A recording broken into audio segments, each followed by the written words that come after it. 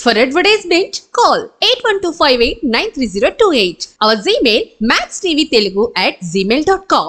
నమస్కారం అండి. నా పేరు డాక్టర్ రవికుమార్ అండి.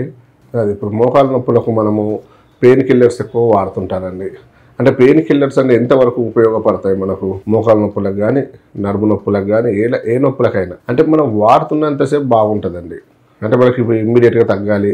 ఇప్పుడు కొంచెం బయట పని చేసుకుంటూ ఉంటారు, లేబర్ పని చేసుకుంటూ ఉంటారు, బయట తిరుగుతుంటారు, బరువులు మోస్తుంటారు. వాళ్ళు కంపల్సరీ వాళ్ళు జాబ్కి వెళ్ళాలి, తిరగాలి, వాళ్ళ పనికి వెళ్ళకుంటే నడవదు. అలాంటి వాళ్ళు ఖచ్చితంగా ఇంజెక్షన్ చేయించుకుంటూ ఉంటారు, పెయిన్ కిల్లర్స్ వాడుతుంటారు, స్టెరాయిడ్స్ టాబ్లెట్స్ వాడుతుంటారండి.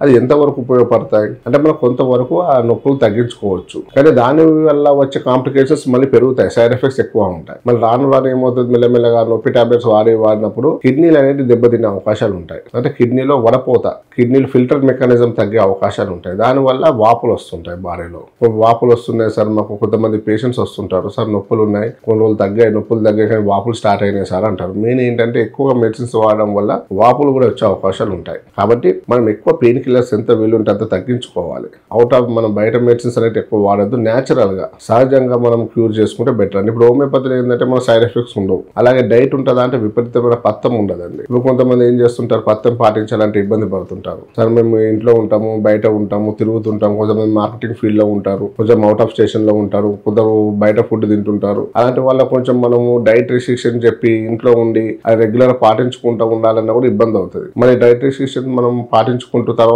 అది మానేసి మళ్ళీ ఏదైనా పడని డైట్ తిన్నా మళ్ళీ వచ్చింది అనుకోండి, ఉపయోగం ఉండదు. కాబట్టి వీలైనంత వరకు డైట్ రెస్ట్రిక్షన్స్ లేకుండా, అంటే పత్తం కూడా చెప్పాము ఎక్కువ మన దాంట్లో. నొప్పులు ఉన్నాయనుకోండి ఏం చెప్తాము, జస్ట్ ఉప్పు తగ్గించమంటాం. ఉప్పు మాత్రం తగ్గించుకుంటే చాలా అండి. ఉప్పు తగ్గించుకుంటే మనకు ఎలాంటి నొప్పులు రావు. కాబట్టి నొప్పులు రాకుండా ఉండాలంటే మొదటిగా మనం ఉప్పు తగ్గించాలి. మాక్సిమం తగ్గించుకుంటే చాలా బెటర్. అలాగే మిగతా కామన్గా ఏ ఆహార పదార్థాలైనా తినవచ్చు.